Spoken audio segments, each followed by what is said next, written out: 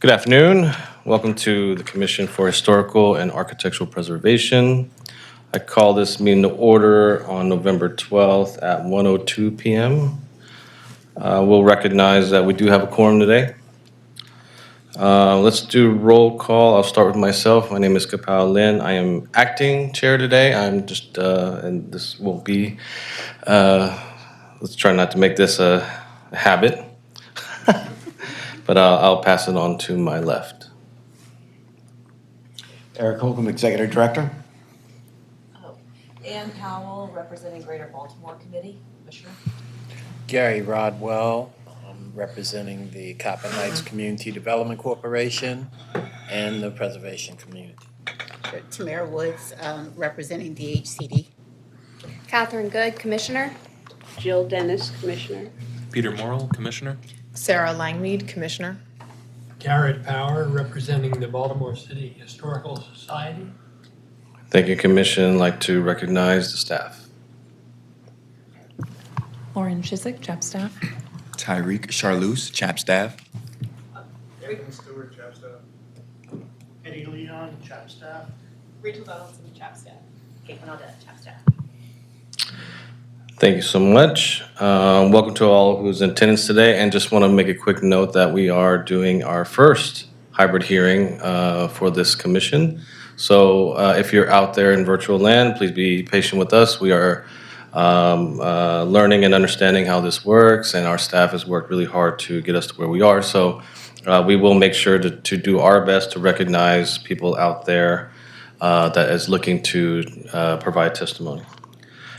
Before we start, as you can see on the screen, Baltimore lost a tremendous figure in the city, Mary Pat Clark. I'd like to just take this moment to recognize her passing, and I'd like to actually hand it off to Eric and another staff member or two to say a few words. Yeah, I just wanted to say that Mary Pat Clark was. Thank you. Now Ivor won't be mad at me.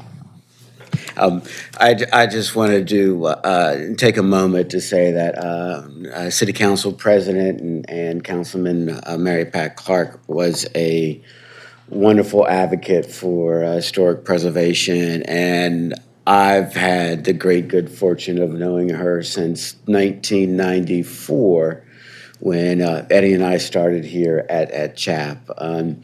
I also just wanted to say one of the greatest things that she did, she was probably the prime mover in making sure that we pursued and created the local historic preservation tax credit, which now has helped leverage over $1.4 billion and has helped rehab at least 4,000, 5,000 structures. So it's been an extremely successful program. But she was really important to make sure that happened back in 1995 when we first started working with her. And the last, I'd say 4 weeks ago was the last time I saw her. She came into this office and met with Rachel and I because she was very concerned about her church, and she wanted to know if CHAP had any ability to help her, and she wanted to bring back all that information. So even as recently as 4 weeks ago, she was really still thinking about her community. And that's just a extraordinary thing to think about. And I know Lauren may have a few words too. I really don't have anything. That was really beautiful, Eric. I just think that I've had the pleasure of working with her basically when I started at CHAP, working with her on landmark designations for significant properties in her district, and she was just such a passionate champion of communities and for historic preservation, and just ensuring that there was good communication among everyone. She really gathered people together and made sure that people talked, and that was so important. But such a loss to Baltimore, because she was such a true leader and an inspiration. I think particularly an inspiration to women working in government. Really, she set a very high bar. Thank you so much for your kind words, Eric and Lauren. We'll go ahead and get started with the commission hearing. Just going to read off here some general information. Mission. The CHAP mission is to enhance and promote the culture and economy of Baltimore through the preservation of buildings, structures, sites, and neighborhoods that have aesthetic, historic, and architectural value.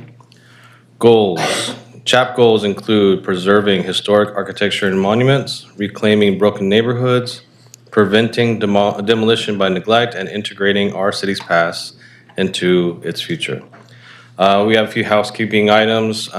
We have a copy of the agenda outside. We also typically have a sign-up sheet outside. I think this time we don't, but I think what we'll just do is make sure that we look to the crowd and acknowledge all who wants to speak today, and make sure that we don't miss anybody through testimony. Just make sure that we understand that we have about 2 minutes for comments for anyone coming up for testimony. I'll give you a 30-second signal to let you know that you're about to reach your time. When you are called to speak, please give your first name and last name so that we are able to enter that into the record. Can I have a motion to the commission to waive the reading of the minutes? So moved. Second. All in favor? Aye.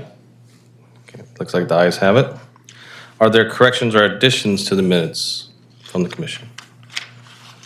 Seeing none, I would like to let's make a motion. Can I have a motion to adopt the minutes? Second. All in favor? Aye. All right. All that's in record.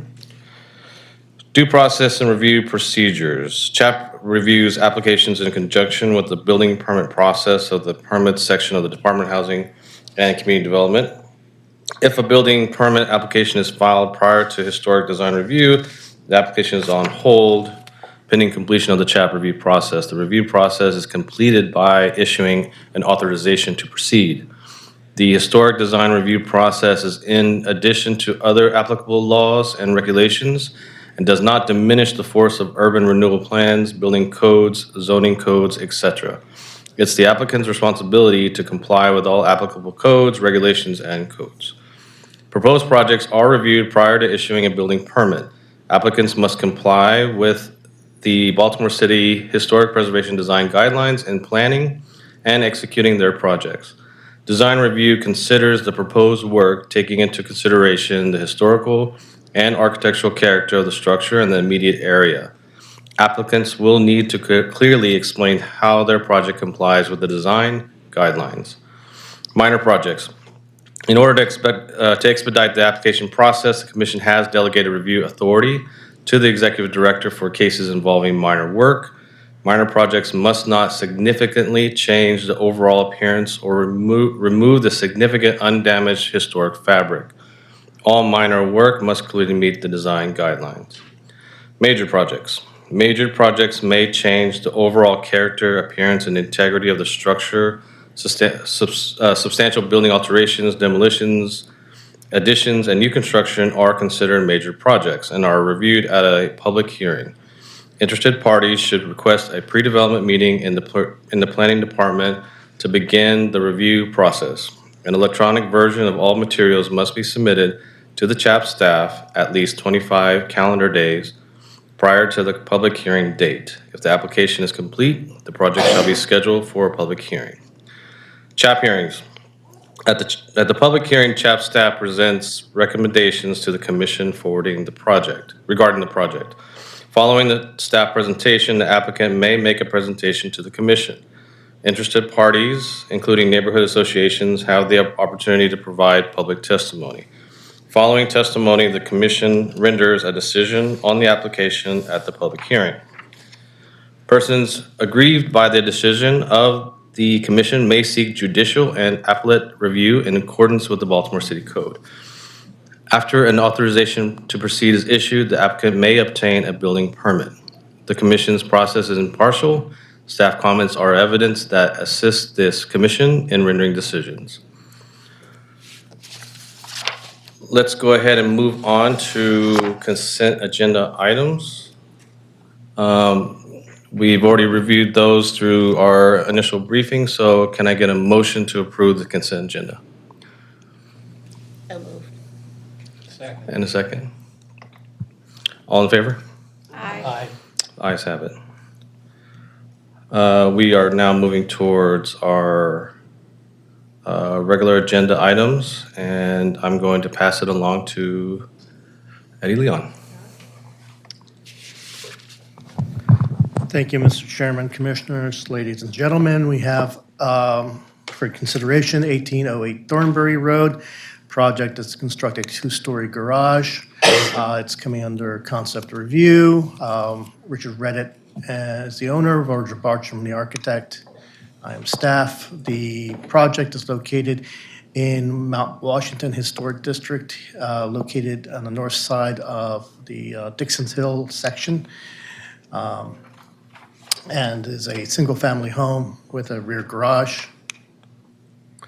Here's a view of the house from the street, and a view of about where the sign is where the garage currently stands. In the rear, this is the current garage, which has been approved for demolition.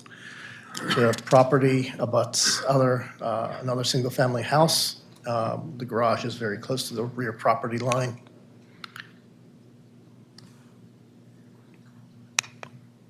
Okay, so brief background, July 2024 hearing, the commission approved the demolition of the existing garage, determining that it is not a contributing structure to the local historic district. Proposal, the applicant proposes to construct a two-story garage on the footprint of non-contributing concrete block garage. The new frame building will be 2 stories tall with two-car garage on the ground floor and an artist studio on the second floor, which will be accessed via an exterior wooden stair and deck in the rear structure. The exterior will be sheathed in cementitious siding. Will have low-pitch front gabled roof covered in fiberglass shingles. It will have a projecting oriel bay window on the front elevation of the second floor, and will have its own roof with both sided gable and shed roof elements. The shed roof over the oriel is clad with a standing seam metal roofing. Above the garage door will be a wall-mounted vinyl pergola. The building will have 2/2 windows on all elevations. Here's the property. The building will be on the same site as the previously approved garage for demolition. Application guidelines, staff applied the following sections of the Baltimore City Historic Preservation Design Guidelines in reviewing the proposal. 1.9.3 carriage houses, garages, sheds, and outbuildings. 2.1 guiding principles for new design. 2.2 site design. 2.3 scale and form. 2.4.2 bay windows. 2.4.3 garages. 2.5.1 doors and windows, and 2.5.2 materials.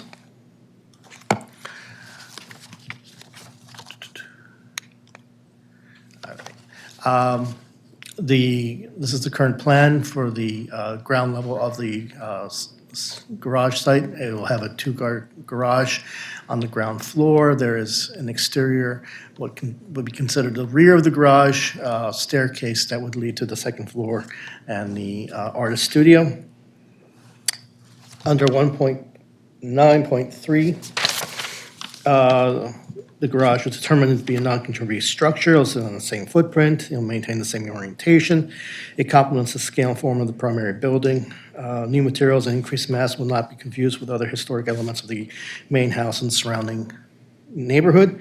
Under 2.1, the proposal largely complies with the guidelines. It will use architectural features found throughout the area, including 19th and 20th century suburban designs compatible with the surrounding area, but will be easily distinguishable. One aspect that does not comply with the guidelines is the wall-mounted vinyl pergola, which is not a feature found in the district and does not relate to the historic environment. Under 2.2 site design,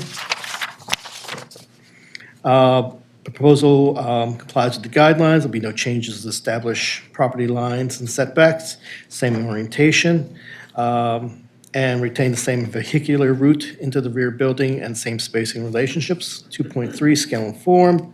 It complies with the guidelines. Its form will be larger as it has a full second floor, but the height and massing is compatible with the main house. Roof pitch and the overhang are appropriate to the new construction. Under 2.4.2, bay windows. The Oriole bay is compatible and appropriate for the style of construction. 2.4.3 garages is compatible. Proposal complies with the guidelines under 2.5.1, doors and windows. Given the limited visibility of the windows in the garage, staff, however, advises that 1/1 windows could be approved in lieu of the proposed 2/2 windows found on the site, being proposed at the moment. The main house has a variety of window styles, including 4/4, 4/6, and 2/2. 2.5.2 materials. The cementitious siding is acceptable alternative material. Proposed fiberglass roofing is appropriate. The Oriole bay is not a common, the standing seam metal shed roof proposed over the Oriole bay is not a common roofing material. Neighborhood comments. Mount Washington Improvement Association is currently on hiatus. They are currently reforming themselves, but they have, the last chairman has indicated that CHAP staff and commission may move forward with the proposal. Neighborhood comments otherwise from the adjoining neighbors have been supportive of the proposed new construction of the garage. On the screen, you'll see the side elevation of the proposed garage, the two-car garage opening, the vinyl pergola, the Oriole bay, the shed roof, and the secondary gable end roof.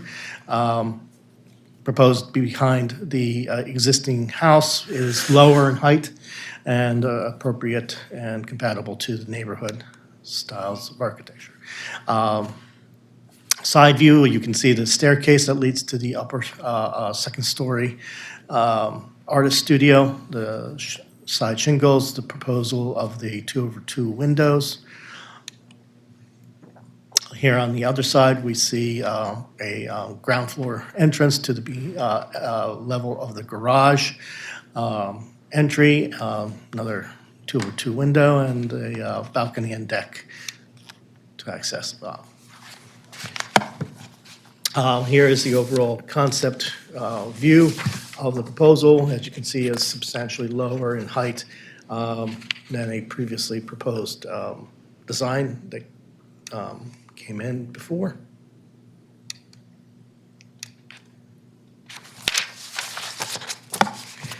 The staff reviewed the proposed garage and finds a two-story frame garage building meets the CHAP guidelines. The new building with the same footprint and location as the previous building will have the same orientation, be compatible in materials and form to the Lake Victorian area houses surrounding it.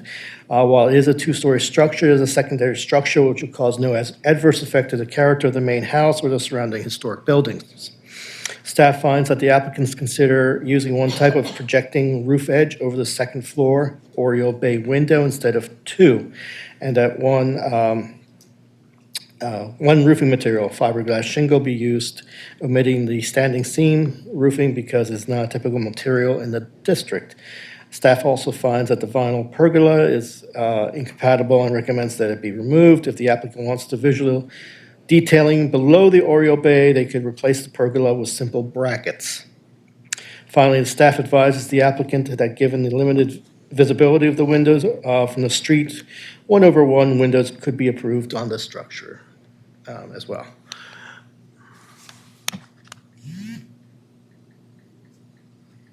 And it doesn't want to go forward.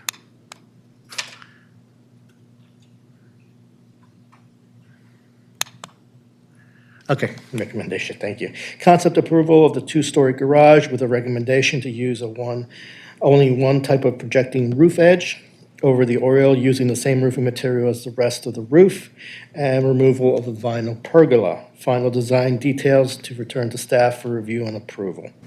Thank you, Commission. Thank you, Eddie. Before we get into public testimony, let's go through the commission to see if there's any clarifying questions for Eddie. Any questions? Yes. So why are you saying that the 2/2s could become 1/1s when the windows in the house are 4/4s? Quite simply for distinguishing the period of when it was built. So typically these days, everything is 1/1, rather than getting into trying to emulate too much historic, configurations, that's all.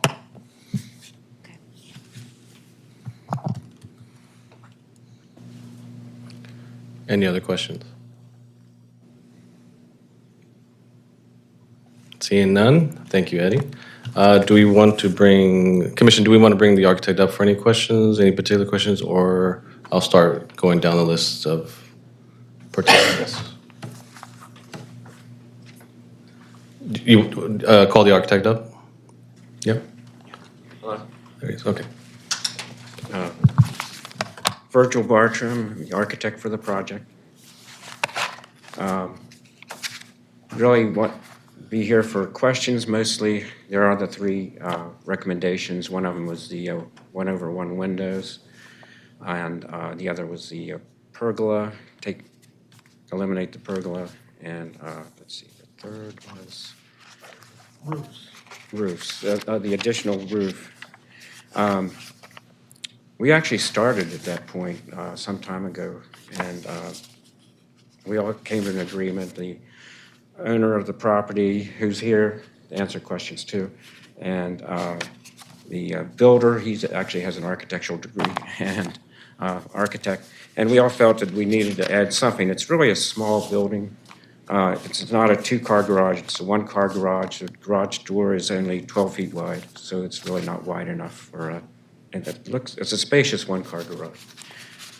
But a very small project and a very small place to express some interest and some detail in the property. So our idea was to add, to have 2/2 windows and the pergola, which would be a modern pergola. And I keep forgetting the third item, I'm sorry. What's it? Oh, thank you. And the extra edge of the roof, felt that there was just too much siding in that area, and it needed to be broken up with an additional material. And actually, that there is a standing seam roof on the low pitch porches that surround the existing house. So that's all I have. Perfect, thank you so much, appreciate your testimony. Questions? So my question is, could you go to either the elevation or was the little colored one in your,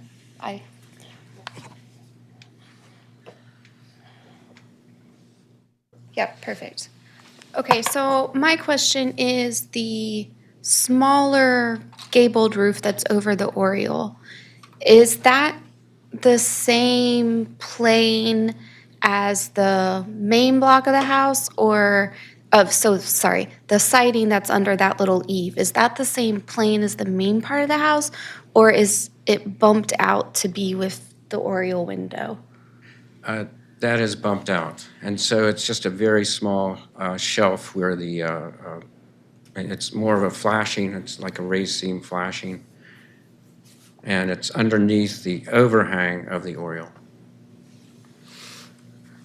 Okay, so you don't really need both to provide a roof protection for the Oriole. The lower one is more just decorative to try to break up the siding? That's correct. It's almost more like a bay window roof or something to that effect. When a bay projects out. Mm-hmm. Okay, thank you.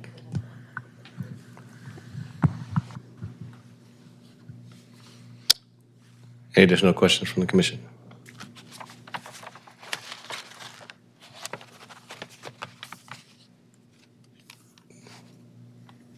Hearing none, thank you so much. I think that it was said that the owner is present. Yep, would you like to come up? Please state your name, and just a reminder, we have about 2 minutes for your testimony. Okay. My name is Becky Redette, and I am a co-owner of the house at 1808 Thornbury Road. My husband and I have lived there for 21 years. We've been very good stewards of the house. We've always tried to preserve its Victorian Gothic architecture and preserve the look of the house. In terms of the garage studio, we never were intending to create a little mini Gothic structure, but we wanted something that looked good, had some charm, had some character. There are 2 neighbors that can see it that are actually on Dixon Road. The garage is about 152 feet from the front of Thornbury, so it's not visible from Thornbury at all.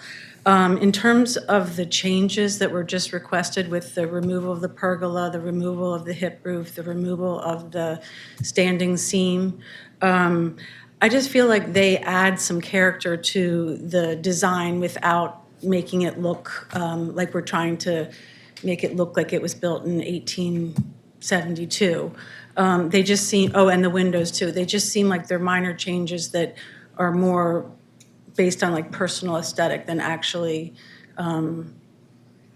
historic relevance. And as Virgil said, there are a lot of standing seam roofs in Mount Washington and in Dixon Hill. A lot of times they're for the porches or they're for outbuildings that were maybe barns or garages or carriage houses. So I do see that feature a lot in Mount Washington. So I just think that the design has more charm and more interest with those features remaining. Thank you so much for your testimony. Any questions for the owner? Still seeing none? Okay. Any other additional speakers from the applicant side?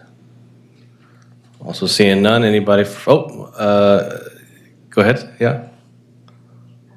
We do have one person who's called in, and they've called in, so bear with me. I'm going to mute them.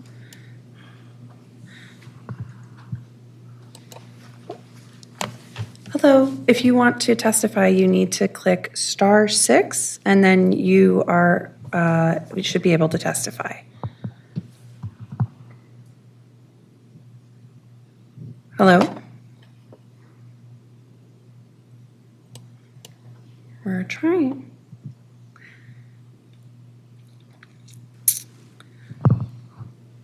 We have a call-in user with the phone number of 410-576.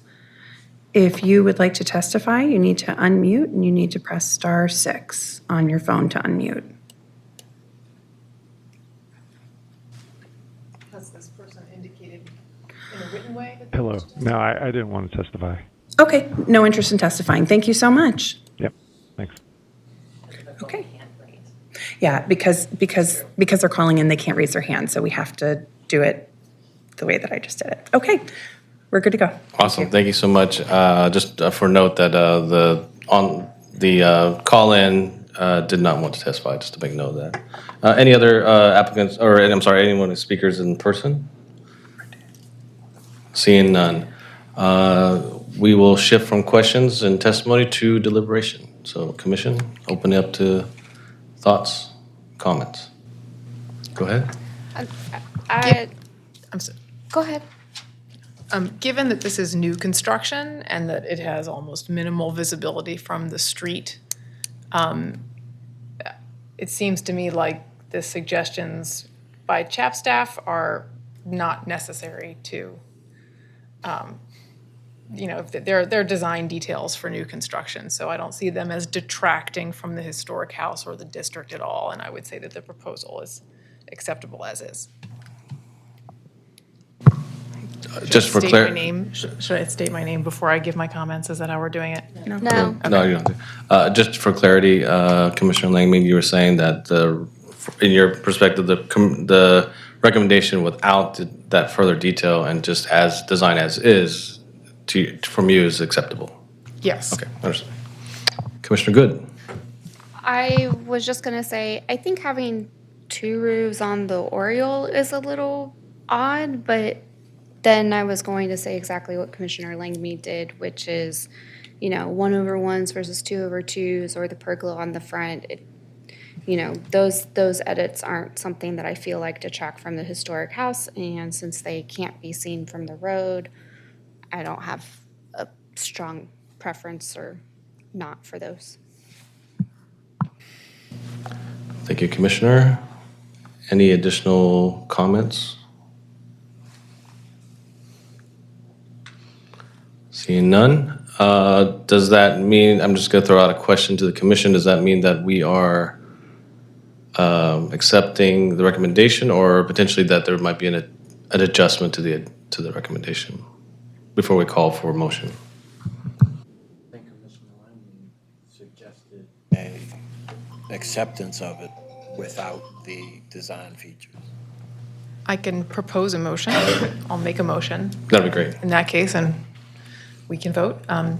I move to accept the application, let's see, hold on, and final design details to return to staff for review and approval. That is the second, motion's been second.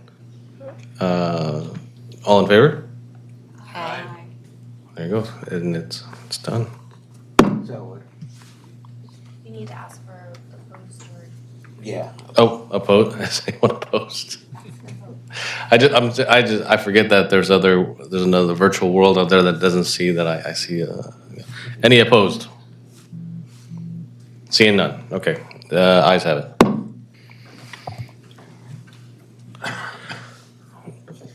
Moving on to our second agenda item. This is 114, 116 West Lexington Street and 207 Park Avenue, and staff is Kaylin Audette. Good afternoon, Commissioners. I'm here today to present the final review for new construction and facade rehabilitation at 114 to 116 West Lexington Street and 207 Park Avenue. Here you can see the properties identified on a map of the Five and Dime Historic District. And here it is with an aerial view. So here's an image showing two of the properties. 207 Park Avenue faces Park, and you can see it's a historic building to the left, whereas 116 West Lexington is at the corner. And this property, as we'll go through in the background shortly, was approved for demolition last year. The other property in question is 114 West Lexington Street, which faces Lexington Street. And now some background. This is a fairly complicated one, but we've seen it before, so we don't have to dwell on this for too long. But last July, the commission reviewed a demolition hearing 1 for determination of architectural significance and determined that 114, 116, and 120 West Lexington Street, as well as 207 to 209 Park Avenue, contributed to the historic district. They returned a month later for a demolition hearing 2 for a determination of substantial hardship request for 114 West Lexington Street, as well as 116 through 120 West Lexington Street and 207 Park Avenue. The commission approved the following motion, which was approval of the demolition of 116 to 120 West Lexington Street, which is the building on the corner, which I've been referring to as just 116, and ensuring that it was documented prior to demolition. And it disapproved the demolition of 114 West Lexington Street and 207 Park Avenue. This past May, the commission reviewed and approved the concept for new construction rehabilitation of the project. And today we're here for the final review. So the proposal remains much the same. It would be new construction at the corner, rehabilitation of the 2 historic facades, and new construction above those 2 historic buildings. So you can see here the updated ground floor, which also acts as a site plan, as well as a floor plan for the 2nd through 4th floors. Some notable changes from the previously approved concept are the location of the residential lobby. So previously, the residential entry would have been off of Lexington. That has been shifted now around the corner off of Park. Another change is the location of a transformer. The previous concept was not at the level yet where they were looking at the location of a transformer, whereas now they realize the need. This site is really constricted, so there's no rear access. The location now is between the Park Avenue property, or adjacent to the Park Avenue property within the new construction. You can see here it's slightly set back. And we'll get into some of those details later. Just kind of wanted to bring attention to that. Another thing to note, you'll see in other drawings that there are setbacks throughout once you get to the upper floors. And here's the 5th through 7th floor plan and the roof plan, kind of again showing what those setbacks will be. So especially of interest is the setbacks above the historic facades, which were shared and discussed at the concept hearing in May. So here is a rendered elevation showing the west elevation along Park Avenue. Of note is the subtle nod of a base, middle, and cap. You can also see these setback portions, which create their concept of towers. And the change also is to have the majority of the building is completed with brick that extends to the cornice level. I'm just going to go through these drawings. So you have here the south elevation along West Lexington Street, again with the historic facade retained and new construction above it. Here's the east elevation. So this is kind of, would be visible along West Lexington Street as you were walking, but very minimally visible. And there is a large setback of brick that extends, and then you have the vertical metal paneling that would be in the areas that were generally not visible from the street. And then here's the view of the north elevation. This is the rear elevation, again, very minimally visible, and you have a deeper setback of face brick, and then the vertical metal panel, which continues in the areas that are less visible. So for our application of guidelines, the first guideline is 1.17, alterations and additions. So the proposed new construction addition meets this guideline. The applicant will retain and repair the historic front elevations, and the new construction will be contemporary in style. However, the floor-to-floor height, regular window rhythm, and the continuation of a storefront make it compatible with the adjacent architecture, which is really unique. You know, this is a fun neighborhood where you have the evolution of the city is you know, obviously apparent. So there's buildings from different styles everywhere, and this is just kind of that next step in the evolution of the neighborhood.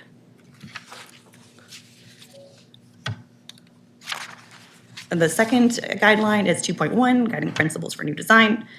The proposed new construction, again, meets this guideline. In general, this is very similar to the previous one, so it talks about identifying character-defining features of the historic buildings and streetscape and designing the new buildings to visually relate. Again, this is taller than some of the immediately adjacent buildings, but it's within a community where buildings are of varying heights.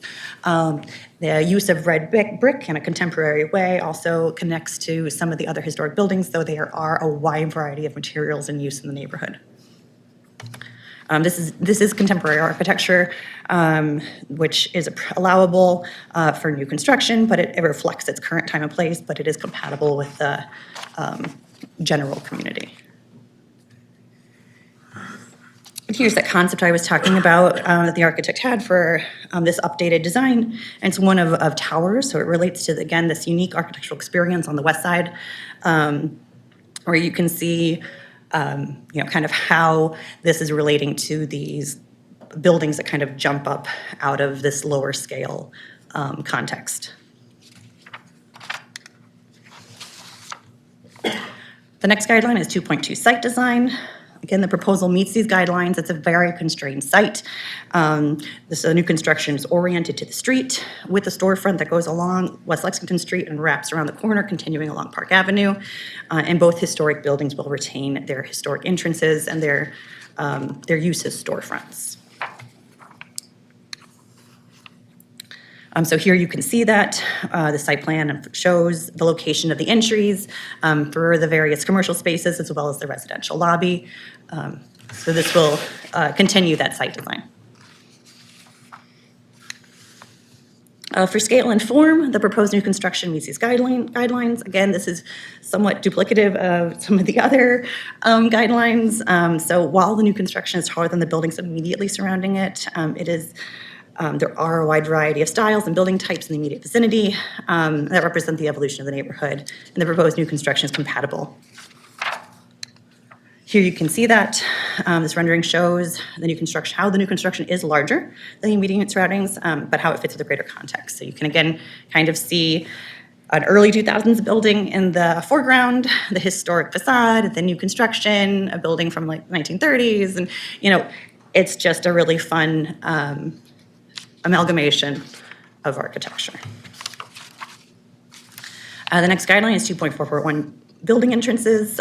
This proposal meets the guidelines through the use of a storefront along Lexington Street and storefronts along and additional entries along Park Avenue for the residential and storefronts continuing on Park Avenue as well. And this maintains the pattern of building entrances found throughout the neighborhood.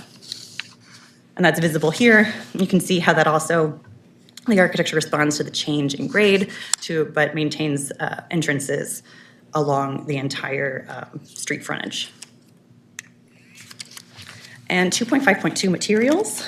So the proposed use of a dark red brick is appropriate in this unique context, where there's a wide variety of materials from various eras of construction, including red and beige brick. Additionally, when I talk about that transformer area, so the applicant proposes to locate the transformer at the new construction adjacent to 207 Park Avenue due to the lack of access to the rear of the building.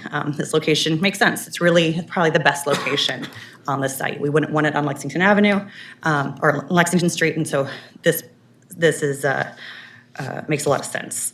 This image shows a variety of precedent images for a decorative gate that will limit access to the setback and help to connect the building to the Bromo Arts District, which it was within. So the specific design has not yet been chosen, but it will be of perforated metal and will be sitting, let's see if I can use the mouse. Here, you can see where there's the double leaf right there. That's where the gate would be, and here's that transformer. For neighborhood comments, the Market Center CDC, as well as other stakeholders were notified. No comments have been received to date, though they did all provide, the Market Center and Downtown Partnership Baltimore both provided letters of support for the concept hearing, and it is my understanding that everyone is still in support of the project. Analysis, so the proposed new construction addition meets the relevant guidelines through the retention of the historic facades, the compatible design of the new construction, which continues the brick the entire height of the building, and that's in response to the commissioner's comments in May. Additionally, the design activates the street level and maintains a connection to the adjacent architecture through the floor-to-floor height and the continuation of the storefront. One aspect that I did not talk about that I do is a very minor concern that staff has with the way the building meets the ground along Lexington Street. So sorry for not speaking about it previously here. And so the staff thinks some minor work to the area between the two storefronts here, just to address that and make it feel more seamless, a little less awkward. So that gets to my recommendation.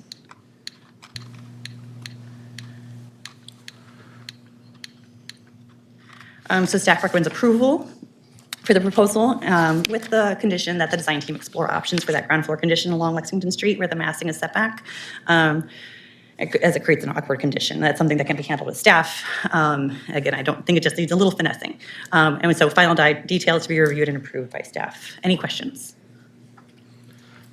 Thank you, Caitlin. Before we get into questions real quick, I just wanted to make note for record, Commissioner Ann Powell recused herself prior to staff's presentation, and she has left the room before that.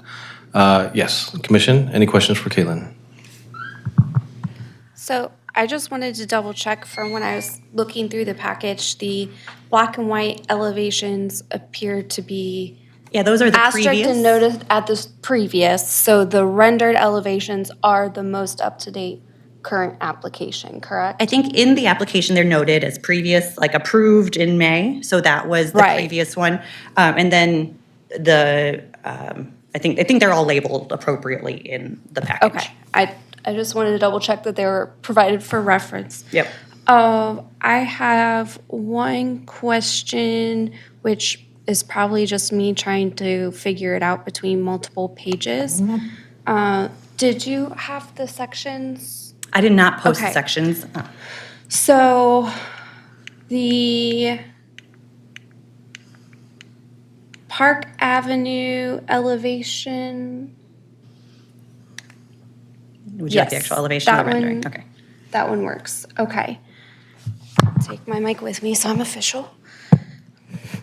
If I'm understanding this section correctly, Here, I want to get to a plan that has the actual, it has a dimension on it. It's because you're curious about the setback? yes, and I was trying to figure it out. Oh, I'm going the wrong direction, sorry.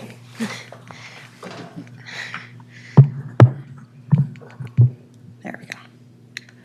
Labeled as 5'6". Yes. Okay, because in this section, it says 4 feet, and I was just So 4 feet is along Lexington, I think? Is that correct? Because then it has, Yeah, so the 4-foot setback is at Lexington. is on the Lexington side. Okay. And that was discussed at the last month's hearing, or at the last Right, I concept remembered hearing. us talking about it. I believe the commission stated that they were in favor of the shorter setback. Typically, we request a 10 or 15-foot setback, and at that hearing and the concept, the commission was comfortable with the shorter setback. Okay, that's what I was just trying to remember. I remembered having that conversation, and I couldn't remember where we landed. That's what I was trying to remember. Okay, thank you. Thank you, Commissioner Good. Any other clarifying questions for Caitlin? Seeing none, thank you. Do we want to invite the architect for questions or want to testify? Seeing none, not wanting to, owner? Would the owner or developer like to come and have testimony? Okay. Any other public testimony in the room? Seeing none, Lauren and staff, can we look at online phone call-in testimony? Yes, we have 4 folks who have called in. So for the folks who are calling in, I'm going to say the first 6 numbers of your phone number, and I will click a button to request to unmute. In order for you to speak, you will need to press *6. Again, that's *6. So I will, again, announce the first 6 digits of your phone number, request to unmute, and then you will need to press *6, and you can let us know if you would like to testify or not. Phone number 410-576. I'm requesting an unmute from you.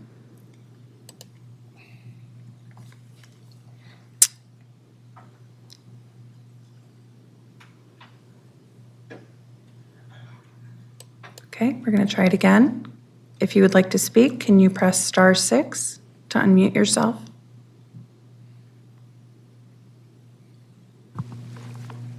Okay, I'm going to move on. Call-in user with the phone number that starts with 410-493. Again, that's 410-493. I'm going to request unmute, and you need to press *6. Okay, can you press *6?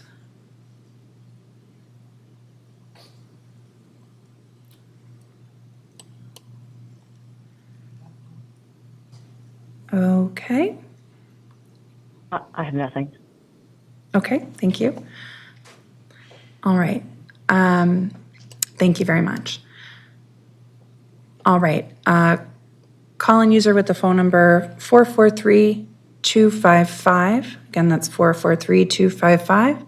I'm going to request unmute. Please press *6.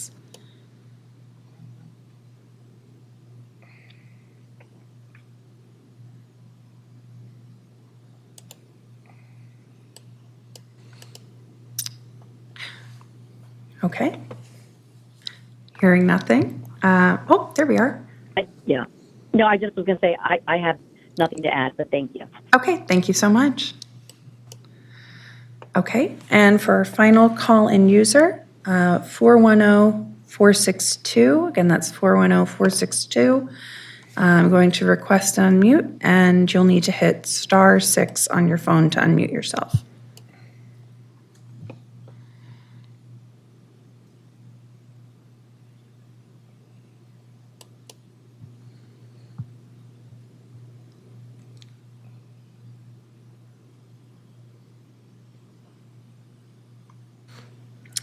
Okay, hearing nothing, I think we can say that the testimony is done.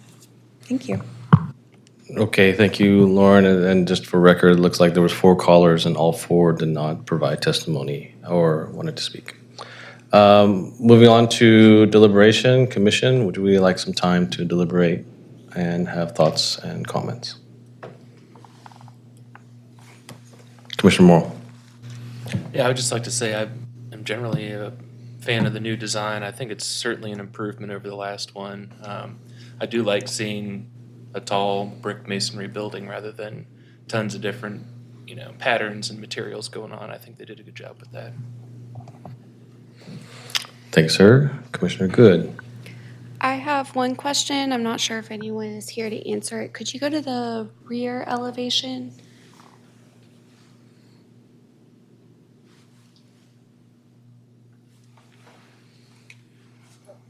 Yeah, sorry, yeah, the other one. So I guess it's the other side. Okay, my one question is, on the left-hand side, if you look at the third note down, it says vertical metal panel, and it points to an area that they're showing brick. And so my question was that just misnoted? Is it supposed to be brick like the bottom one's shown to be brick? I believe it's an error based off of, they updated the design based off of staff feedback to include a deeper setback of the brick, but we can ask the architect to verify that. Correct. Yeah. Okay, that's what I figured. I just wanted to double check. That was my only comment. Otherwise, I agree with staff. Thank you, Commissioner Good. Any other comments from the commission? Commissioner Lamy? Nope. All right. Hearing none, seeing none. So if we could go back to the recommendation. I'm just going to read that off prior to asking for a motion. Recommendation for 114, 116 West Lexington Street, 207 Park Avenue. Final review, new construction facade rehabilitation. Recommendation is staff recommends approval for the proposal with the following conditions. The design team explore options for the ground floor condition along Lexington Street where the massing is set back. The change in material and setback create an awkward condition. Final details be reviewed and approved by staff. Can I have a motion to this recommendation? I'll move staff's recommendation. Second. We have a second. All in favor? Aye. All opposed? Abstained? The ayes have it. Thank you so much. Before we get into adjournment, I feel bad. There was a need to do a final approval of agenda, and so I'm going to retroactively ask for approval of final agenda. So moved. Okay, second. All those in favor? Aye. Opposed? Abstained? Thank you. I did it in, Jill seconded. All right. Let's see, I just had a few notes, only one note. I don't know if this was new, but the presentation actually looks new, and I quite like that, and I thought it was a well refreshed screen, font, and presentation. So thank you, staff. That was all Caitlin Audette. And I like the cute little architectural icons in the corner. Yeah, that was from the comp plan. So one of our, we had a illustration done and we stole those from the illustration and fun little things. Yeah. Yeah, Well- I was enjoying watching to see which one would pop up next. Yeah, they're random. They don't have any secret meaning. People have been wondering. Appreciative, and it looks great. Lauren, also, I just want to say thank you so much for getting us through our first hybrid meeting, and I think we did well, and thank you for staff and group.